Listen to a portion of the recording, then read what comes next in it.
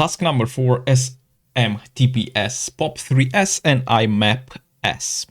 Adding TLS to SMTP, POP3 and IMAP is no different than adding TLS to HTTP.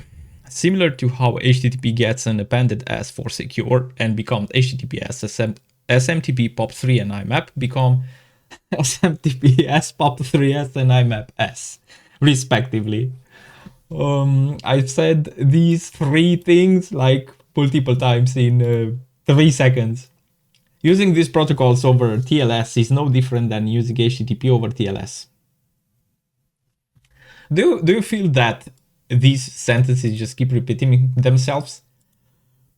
Therefore, almost all the points from the HTTPS discussion apply to these protocols. The insecure version use the default TCP port numbers shown in the table below.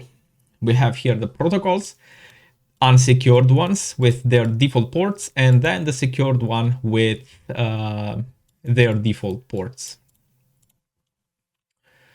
TLS can be added to many other protocols. The reasoning and advantages would be similar.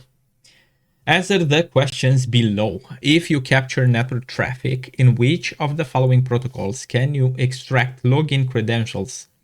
SMTPS, POP3S, and IMAP.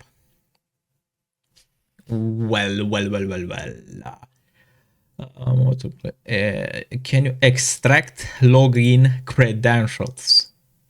So SMTPS basically is the protocol that allows us to send emails to an email server. POP3S allows us to retrieve messages, and IMAP is like POP3, allows us to retrieve messages but from multiple devices. Now we have here a tell.